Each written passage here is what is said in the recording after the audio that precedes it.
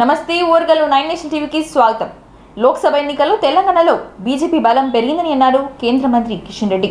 తెలంగాణ ప్రజలు బీజేపీని కోరుకుంటున్నారని, ప్రతి ఎన్నికల్లో బీజేపీకి ఓటింగ్ శాతం పెరుగుతూ వస్తుందని తెలిపారు. బీఆర్ఎస్ను వద్దనుకొని బీజేపీకి ఓటు వేశారని తెలిపారు. తెలంగాణలో 8 సీట్లు గెలిచాం, 7 సీట్లలో 2వ స్థానంలో ఉన్నామని ఆయన స్పష్టం చేశారు. ఎంపీ ఎన్నికల్లో బీఆర్ఎస్ పత్తా లేకుండా పోయిందని అన్నారు. చాలా చోట్ల బీఆర్ఎస్కు డిపాజిట్లు కూడా రాలేదని, సీఎం సొంత నియోజకవర్గంలో కూడా బీజేపీ గెలుచుకున్నామని అన్నారు. తెలంగాణలో భవిష్యత్తు అంతా బీజేపీదని తెలిపారు కిషన్ రెడ్డి. దేశ ప్రజలు మరోసారి మోడీకి జై కొట్టారని కేంద్ర మంత్రి కిషన్ రెడ్డి అన్నారు. అదేవిధంగా తెలంగాణ ప్రజలకు బీజేపీ కోరుకుంటున్నారని అన్నారు. ప్రతి ఎన్నికల్లో బీజేపీకి ఓటింగ్ శాతం పెరిగిందని, బీజేపీకి 35% పైగా ఓట్లు వేశారని అన్నారు. లోక్సభ ఎన్నికల్లో కాంగ్రెస్ తప్పుడు ప్రచారం చేసిందని, బీజేపీ గెలిస్తే బడుగు బలహీన వర్గాలను అన్యాయం జరిగిందని అబద్ధపు ప్రచారం కాంగ్రెస్ చేసిందని తెలిపారు.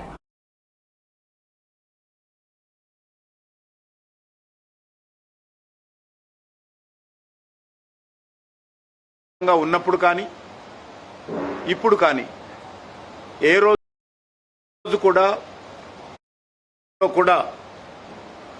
ఇంత పెద్ద ఎత్తున స్వతంత్రంగా పోటీ చేసి మేము సీట్లు గెలవలేదు. కాంగ్రెస్ పార్టీ గెలిచినటువంటి అసెంబ్లీ స్థానాలలో కూడా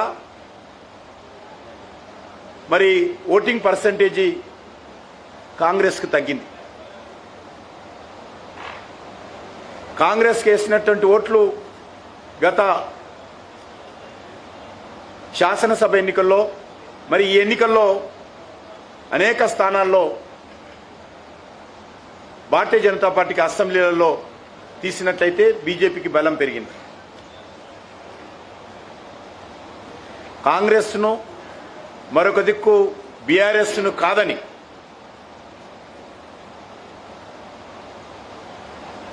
భారతీయ జనతా పార్టీ పట్ల విశ్వాసం చూపడము, భారతీయ జనతా పార్టీని ఆదరించడము, భారతీయ జనతా పార్టీకి అండగా నిలబడము ఈరోజు తెలంగాణలో ప్రారంభమైందని చెప్పి మాట్లాడుతూ ఉన్నారు.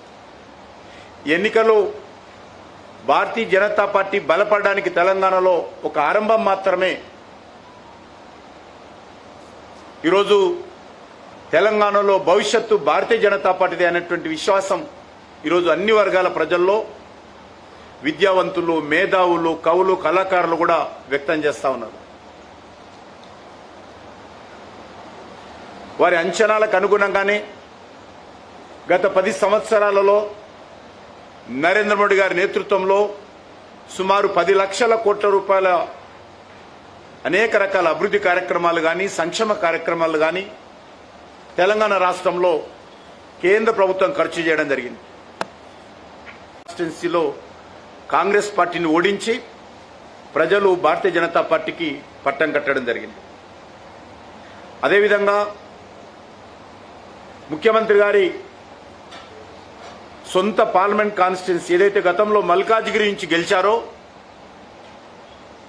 ఆ మల్కాజ్గిరిలో కూడా ఈరోజు భారతీయ జనతా పార్టీ సుమారు 4 లక్షల ఓట్ల మెజార్టీతో బీజేపీ జెండా పాతడం జరిగింది.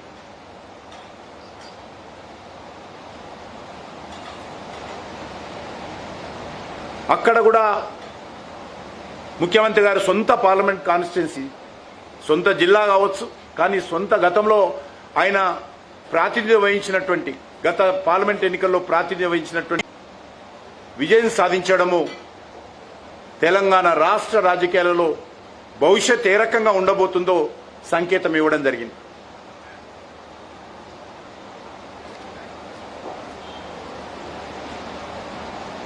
మీకు అందరికీ తెలుసు, గత శాసనసభ ఎన్నికల్లో కూడా కామారెడ్డిలో సిట్టింగ్ సీఎంను, అవుట్ గోయింగ్ సీఎంను బీజేపీకి సొంతంగా ప్రభుత్వం ఏర్పాటు చేసే మెజార్టీ రాకపోవడంతో దేశానికి పెద్ద ప్రమాదం తప్పిందని పీసీసీసీ సీనియర్ ఉపాధ్యక్షుడు నిరంజన్ అన్నారు. గాంధీ భవన్లో ఆయన మీడియాతో మాట్లాడుతూ దేశంలో డెమోక్రసీని కాపాడేందుకే ప్రజలు చైతన్యవంతమైన తీర్పు ఇచ్చారని అన్నారు. మోడీ, అమిత్ షాలు ఎన్నికల సమయంలో చేసిన విష ప్రచారాన్ని ఓటర్లు తిప్పికొట్టారని తెలిపారు. ఎన్డీఏకు మద్దతు ఇస్తున్నట్లుగా టీడీపీ అధినేత చంద్రబాబు ప్రకటించారు. దీనిపై ఆయన ఆలోచన చేయాలని ఎన్నికల ముందు మోడీ అమిత్ షాలు ముస్లింల రిజర్వేషన్లు రద్దు చేస్తామని ప్రకటించారు. ఇదే సమయంలో చంద్రబాబు మాత్రం తమ ప్రభుత్వం ఏర్పడితే ముస్లింల రిజర్వేషన్లు కొనసాగిస్తామని హామీ ఇచ్చారు. మరి ఇప్పుడు చంద్రబాబు ఎన్డీఏలో చేరితే ఆయన ఇచ్చిన మాటను ఏపీలో ఎలా నిలబెట్టుకుంటారని ప్రశ్నించారు. రిజర్వేషన్ విషయంలో మోడీ అమిత్ షాల నిర్ణయం కట్టుబడి ఉంటారా లేక తన నిర్ణయాన్ని అమలు చేస్తారా అని దానిపై చంద్రబాబు స్పష్టత ఇవ్వాలని డిమాండ్ చేశారు. ఇప్పుడు 2024 ఎన్నికల్లో వారికి 240 సీట్లు మాత్రమే రావడం జరిగింది. ఎన్డీఏ సీట్లను చూసుకుంటే 2014లో 336 వస్తే 2019లో 353, ఇప్పుడు నిన్న వచ్చిన రిజల్ట్స్లో మొత్తం ఎన్డీఏకు చూసుకుంటే 294-95కు మాత్రమే చేరుకోవటం జరిగింది. విషయం ముఖ్యంగా గమనించాల్సింది ఏంటంటే 2014లో 2019లో బీజేపీకి సొంతంగా మెజారిటీ రావటం జరిగింది. Magic figure 277. 2014లో 240 రావటం జరిగింది. ఏర్పాటు చేస్తామని క్లెయిమ్ చేస్తారంటే ప్రధానమంత్రి అవుతున్నట్టు, మళ్ళీ మూడోసారి మేమే అధికారంలోకి వస్తున్నట్టు ఆయన చెప్పడం జరిగింది. జనరల్గా సంప్రదాయం ఏమిటంటే ఒక ఎలక్షన్ జరిగిన తర్వాత ఏ పార్టీకి మెజారిటీ వస్తే, ఏ పార్టీకి అనేది మెజారిటీ రాకుంటే పార్టీని కూడా అవి రాష్ట్రపతికి కూడా వాళ్ళు రిప్రజెంటేషన్ చేయటం. కూటమిలో ఉన్నవారు అందరూ ఎన్డీఏ కూటమిలో కూడా ఇప్పుడు కొత్తగా అటు ఉన్నాను. బీజేపీకి మెజార్టీ రాకపోవటంతో దేశానికి ఒక పెనుగండం తప్పింది.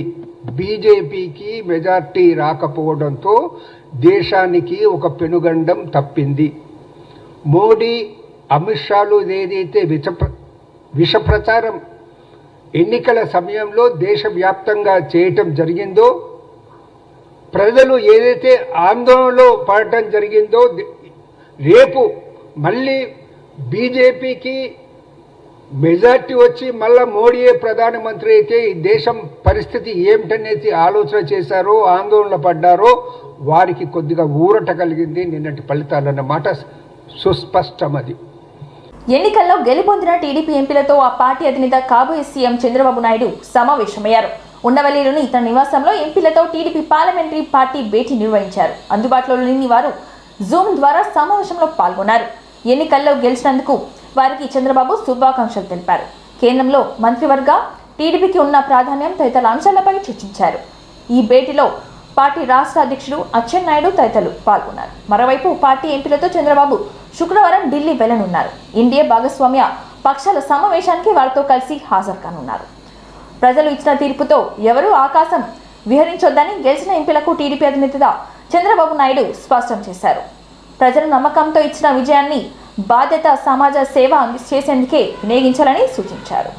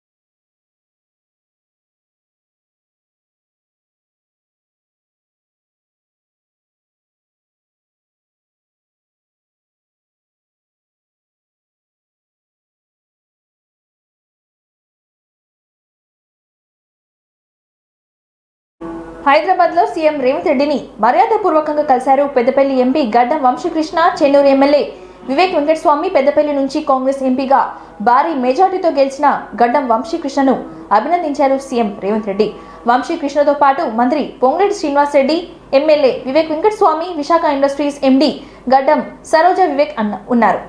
ఇటీవలే లోక్సభ ఎన్నికల ఫలితాల్లో తెలంగాణలో 17 లోక్సభ స్థానాలకు గాను కాంగ్రెస్ పార్టీకి 8 సీట్లు సాధించి తమ పార్టీ పాలనకు రిఫరెండం చాటుకుంది. పెద్దపల్లి నియోజకవర్గం కాంగ్రెస్ ఎంపీగా గడ్డం వంశీకృష్ణ దాదాపు 1,30,000 ఓట్లు మెజార్టీతో ఘన విజయం సాధించారు.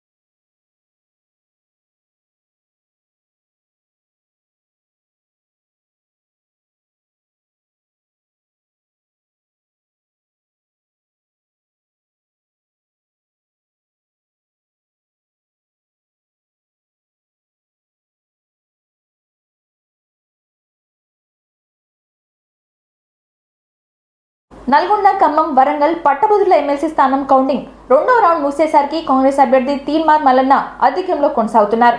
రెండో స్థానంలో బీఆర్ఎస్ అభ్యర్థి రాకేష్ రెడ్డి నిలిచారు. 1,92,000 మొదటి ప్రాధాన్యత ఓటు లెక్కింపులో సుమారు 14,000 ఓట్లు ఆధిక్యంలో కాంగ్రెస్ పార్టీ అభ్యర్థి తీన్మార్ మల్లన్న ఉన్నారు.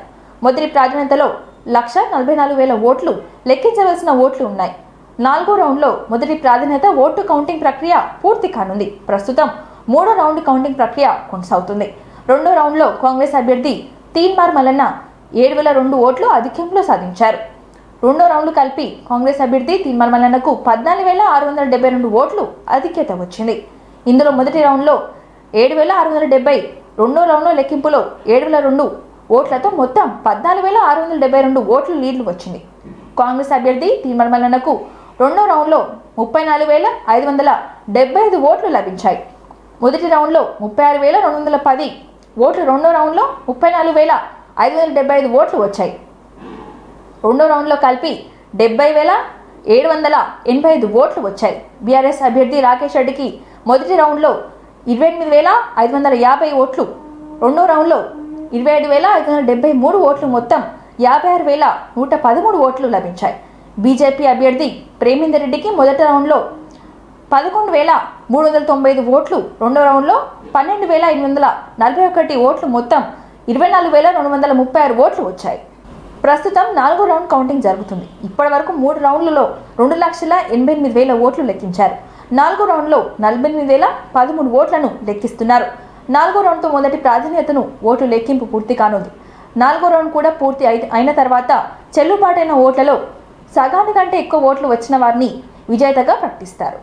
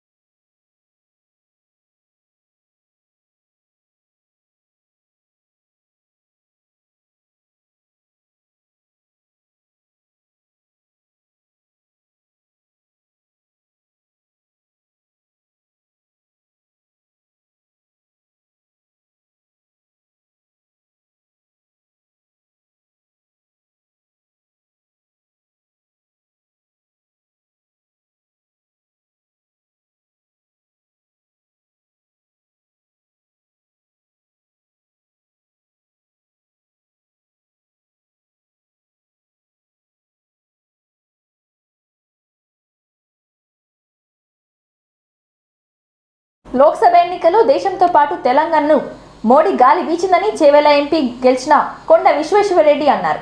బీజేపీ రాష్ట్ర కార్యాలయంలో ఆయన మీడియాతో మాట్లాడుతూ పోలీసులు బాగా పనిచేయడం వల్లే లోక్సభ ఎన్నికలు నిజాయితీగా జరిగాయని తెలిపారు. మద్యం డబ్బుల ప్రభావం ఈ ఎన్నికలో పనిచేయలేదని, మెదక్లో కోట్లు ఖర్చు చేసినా బీఆర్ఎస్ గెలవలేదని అన్నారు. ఇదే ఉప్పుతో సర్పంచ్, స్థానిక సంస్థలు, జీహెచ్ఎంసీ ఎన్నికల్లో పనిచేస్తామని అన్నారు. రాబోయే రోజుల్లో బీజేపీ అధికారంలోకి రావడం ఖాయమని ధీమా వ్యక్తం చేశారు. అయితే ప్రస్తుత కాంగ్రెస్ ప్రభుత్వానికి సహకరిస్తూనే ముందుకు సాగుతామని ఆయన తెలిపారు. పార్టీలు వేరైనప్పటికీ రాష్ట్ర అభివృద్ధికి పాటుపడతామని, బీఆర్ఎస్ రాష్ట్రాన్ని అప్పుల ఉబిలోకి నెట్టి వెళ్ళిపోయిందని కొండ విశ్వేశ్వరరెడ్డి అన్నారు. జిల్లా అధ్యక్షులు నరసింహారెడ్డి గారు, ఇక్కడున్న పెద్దలందరికీ పేరు పేరున నమస్కారం. ముఖ్యంగా మీడియా మిత్రులందరికీ నమస్కారం. ఈసారి చేవెళ్ళ ప్రజలందరూ అవగాహన ఉన్నోళ్ళు, దేశానికి, రాష్ట్రానికి, మా ప్రాంతానికి ఎవరు మంచోళ్ళో, ఎవరు డెవలప్మెంట్ చేస్తారో కేంద్రంలో వండుకుంటా మోడీ గారి మీద నమ్మకంతో మోడీ గారిని గెలిపించినారు.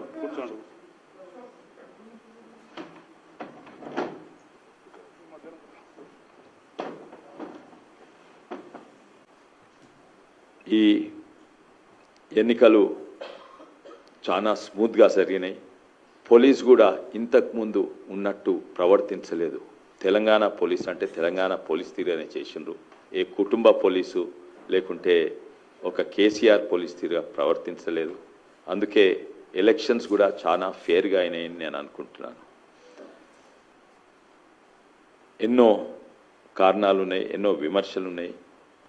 ఏంటంటే టీఆర్ఎస్ వాళ్ళు అందరూ బీఆర్ఎస్ మాకు ఓటేసిండ్రు, కానీ కేవలం టీఆర్ఎస్ఏ కాదు, ఎంతోమంది కాంగ్రెస్కు ఓటేసిన వాళ్ళు కూడా మాకు ఓటేసిండ్రు. ఎందుకంటే ఒకవేళ తాండూరు, వికారాబాద్, పరిగిలా బీఆర్ఎస్ ఓట్లు మాత్రమే మాకు వస్తే ఆ ప్రాంతాలలో మేము ఓడిపోతుంటివి. అటు బీఆర్ఎస్ వేసిన వాళ్ళు మాకు వేసిండ్రు, కాంగ్రెస్కి వేసిన వాళ్ళు కూడా చాలామంది మాకు ఓట్లు వేసిండ్రు. అందుకే ఇంత భారీ మెజార్టీతోటి గెలిచే అవకాశం ఉండే. దీంట్లో ఈ ఎలక్షన్స్లో కొన్ని చాలా మంచి ట్రెండ్స్ కనబడ్డాయి. ఏంటంటే ఇంతకుముందు ఉన్న ప్రభుత్వం 10 ఏళ్ళు ఈ రాజకీయాలను భ్రష్టు పట్టించిండ్రు. పైసలు, ఆల్కహాల్ ప్రభావము, గవర్నమెంట్ అధికారులను వాడదాము, ఇవన్నీ కూడా ఈ పైసల ప్రభావము లేకుంటే క్వార్టర్ బాటిల్ ప్రభావము అంతటా కూడా తెలంగాణ వ్యాప్తంగా తక్కువైనాయి. మా పక్క ప్రాంతము మెదక్ల చూసిండ్రు, వందలాది కోట్లు పెట్టినా కూడా ఓడిపోయినరు. రఘునందన్ రావు గారి గెలుపు నాకు ప్రత్యేకంగా సంతోషమైందంటే ఆడ పైసలు, ఆల్కహాల్ పనిచేయలేదు, రఘునందన్ రావు గారు బీజేపీ పనిచేసింది. అది ప్రత్యేకంగా రఘునందన్ రావు గారికి నా ధన్యవాదాలు. ఎందుకంటే ఈ మార్పుల అదొక మంచి ఉదాహరణ. ఇదే ట్రెండ్ మన తెలంగాణలో కొనసాగాలని చూస్తున్నాం. వచ్చే ఎన్నికలు ఉన్నాయి, సర్పంచ్ ఎలక్షన్స్, వార్డ్ మెంబర్స్, ఈ అన్ని ఎలక్షన్స్ ఉన్నాయి. దీంట్లో కూడా మేము పని మొదలు పెట్టినాము. తప్పనిసరిగా మాకు ఈసారి 7,000 వార్డ్ మెంబర్లను తయారు చేసినాము, 700 సర్పంచ్లను తయారు చేస్తున్నాము. ఇందులో కూడా మాకు 50% కంటే ఎక్కువ ఓట్లు వస్తాయని. దీని తర్వాత జిహెచ్ఎంసీ ఎలక్షన్స్ నెక్స్ట్ ఇయర్. జిహెచ్ఎంసీలో ఇక్కడ చూస్తే ఇప్పుడు షెర్లింగంపల్లిలో కేవలం ఒకటే వచ్చిన దగ్గర ఈసారి 10కి 10 వచ్చే అవకాశం ఉంది. ఎందుకంటే ప్రతి డివిజన్లో భారీ మెజారిటీ వచ్చింది బీజేపీకి. ఇక్కడనే కాక బడంగ్పేట్ ఎన్నో మున్సిపాలిటీస్ ఉన్నాయి, అక్కడ కూడా మణికొండ మున్సిపాలిటీస్, ప్రతి మున్సిపాలిటీలో మాకు భారీ మెజారిటీ వచ్చింది. అయితే 3 రోజుల రాష్ట్రంలోని పలు ప్రాంతాలకు రుతుపవనాలు విస్తరిస్తాయని, కదలికలకు ఇదే తరహాలో ఉంటే వారం రోజుల్లో రాష్ట్రంలోని దాదాపు అన్ని ప్రాంతాలకు వ్యాపిస్తాయని అంచనా వేస్తోంది. దీనికి కారణంగా పలు జిల్లాలకు ఎల్లో అలర్ట్ జారీ చేసింది. మెదక్, భద్రాద్రి కొత్తగూడెం జిల్లాలకు మీదుగా రుతుపవనాలు వ్యాపిస్తాయని భద్రాద్రి కొత్తగూడెం, ఖమ్మం, నల్గొండ, సూర్యాపేట్, వికారాబాద్ జిల్లాలకు వాతావరణ శాఖ అలర్ట్ జారీ చేసింది. తెలంగాణలో మరో 4 రోజుల పాటు భారీ వర్షాలు కురిసే అవకాశం ఉందని తెలిపింది. దక్షిణ తెలంగాణలో అత్యధికంగా వర్షపాతం నమోదయ్యే అవకాశం ఉందని వాతావరణ శాఖ ప్రకటించింది. హైదరాబాద్లో భారీ వర్షాలు పడతాయని ఐఎండీ తెలిపింది.